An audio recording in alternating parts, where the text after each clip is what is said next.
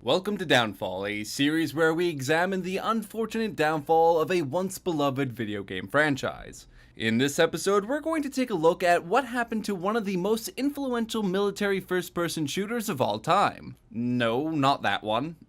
Not that one either. No, look, we're talking about Medal of Honor. We can understand why your brain didn't immediately go to EA's now AWOL War series first. While Medal of Honor once sat at the head of the Pew Pew table, it was rendered virtually irrelevant by the start of the 2010s. EA's attempts to keep the franchise afloat amongst the growing market proved to be difficult, leading to two forgettable titles in the 2010s, a tidal wave of controversy, and one closed studio. When the series was put on hiatus in 2013, it wasn't a particularly surprising decision considering the fact that Call of Duty was eating the market like a video game Galactus. But there was a time where a world without Medal of Honor sounded like a crazy notion. After all, Call of Duty wouldn't exist without it. Like, literally. We'll get to that. But first, let's go back to the days before anyone had any desire to storm the virtual beaches of Normandy with dinky machine guns. Prior to 1999, first-person shooters weren't particularly interested in giving players a realistic military experience. Instead, games like Doom and Quake presented exaggerated hyper-violent experiences based around big guns and bigger monsters. That's not to say that games built around real wars didn't exist. The World War II inspired Wolfenstein 3D in particular helped the first-person shooter genre get some renown, but it also featured massive chain guns and a climactic battle against Mecha Hitler, and that's understandable, because the idea of an accurate war game set in the 1940s sounds pretty questionable on paper. The weaponry is archaic, there's no room for power-ups, and real human soldiers don't make for compelling boss fights. When compared to the wild fun of Doom, that just doesn't sound as appealing. Unless, of course, you're Steven Spielberg.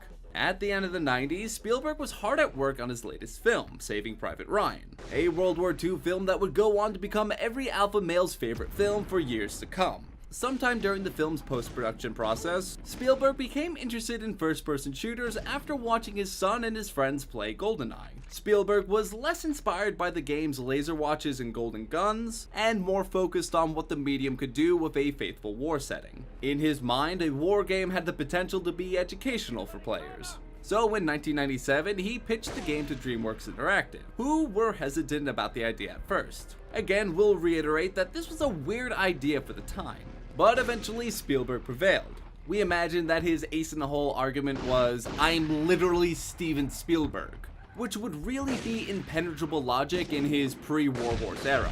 Lo and behold, 1999's Medal of Honor was born. DreamWorks Interactive went all out for the PlayStation title, even hiring retired US Marine Corps officer Dick Dye to serve as the game's military advisor to keep everything grounded in realism.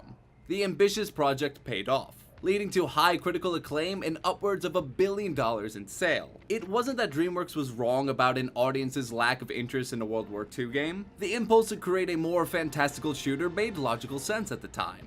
But it turned out to be perfect timing, as the war creeped its way back into mainstream media, thanks to no small part in the success of Saving Private Ryan. So Spielberg's movie arguably created the market for his own game. In a few short years, the game became a major franchise. 2002 in particular turned out to be a defining year with the release of the critical darling Allied Assault and Cash Cow Frontline. To keep the momentum going, publisher EA decided that they'd put out a new Medal of Honor game every year. Because of course EA would do that. But who could blame them? Medal of Honor was at the head of the table and no one was going to dethrone them now. Hell, no one was even in the dining room with them. That is, until they were. As is the case with most things in media, success breeds competition. Just as Saving Private Ryan inspired every producer in Hollywood to make a W.W. Dove film, developers were ready to capitalize on this newfound shooter market. That led to two incredibly significant releases in early 2000s. The first was Battlefield in 1942 and 2002, developed by Digital Illusions and published by, well, what do you know?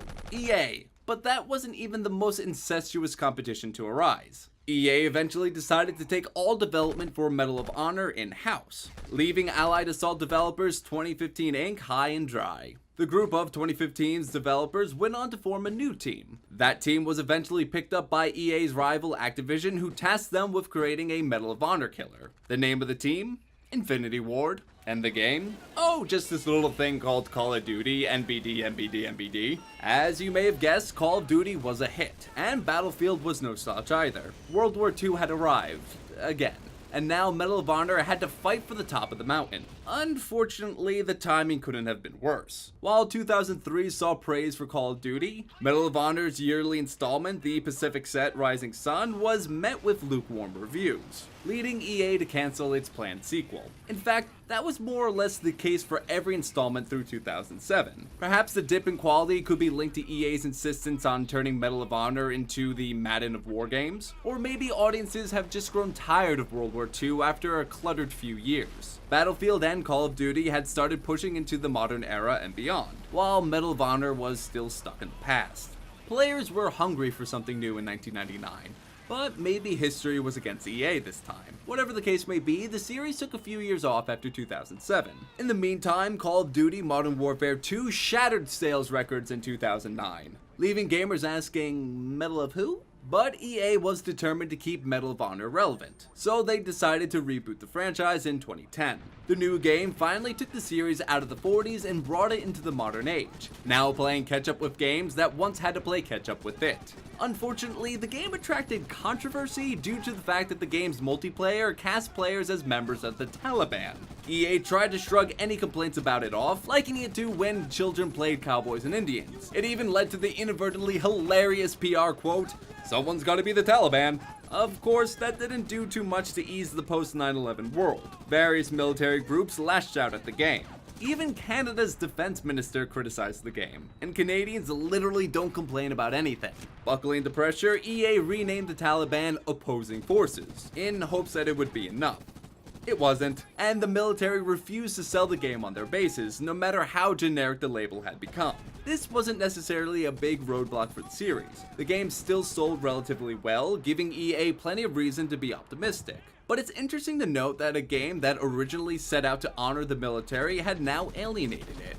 And maybe there's no such thing as bad press, but as a war game rule of thumb, you don't want to piss off the troops. The series was now walking on thin ice. The next game needed to tread lightly. But instead, 2012's Warfighter landed about as gracefully as a cannonball. Everything that could go wrong did.